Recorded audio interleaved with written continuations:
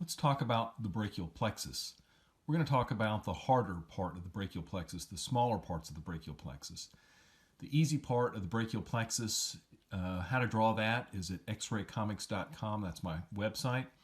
You go to xraycomics.com, you go to the M1 Human Anatomy Virtual Dissections page. Then you scroll down to the Draw It to Learn It drawings. And you go down to number 5, and there's one there called Bonus Dissection Brachial Plexus. And if you go to that, you will learn how to draw this.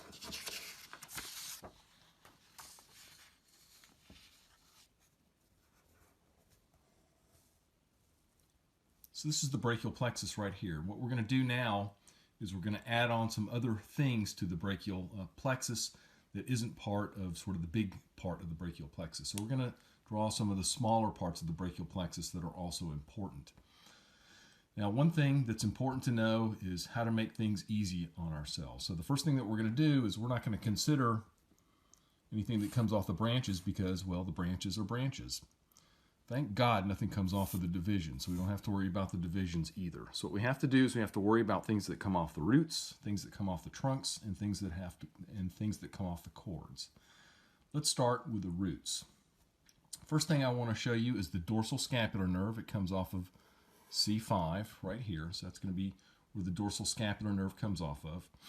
Then there's another nerve that comes off of C5, C6, and C7. That's the long thoracic nerve. So I'm going to go ahead and draw that in here. That's the C5 part, that's the C6 part, and this is the C7 part. So this is the long thoracic nerve.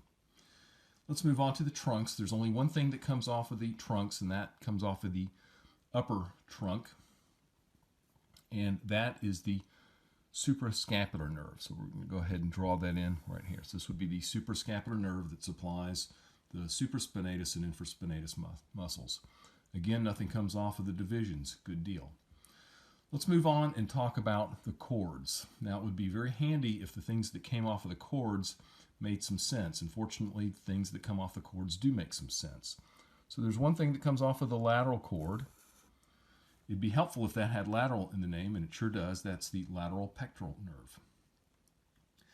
We're going to move on to the medial cord because that makes a little more sense. So there are three things that come off of the medial cord.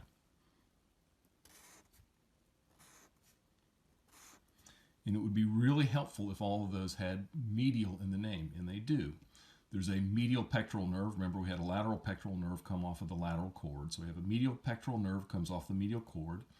And then we have two cutaneous nerves, a medial cutaneous nerve of the arm and a medial cutaneous nerve of the forearm. So that's what comes off of the lateral cord. Let's talk about what comes off of the posterior cord. There are three things that come off of the posterior cord. It would be really helpful if these things had posterior in the name, but they do not. But close enough, these things do go posteriorly. So what we have is an upper and a lower subscapular nerve, and we have a thoracodorsal nerve. And those are the three things that come off of the posterior cord. Thank you.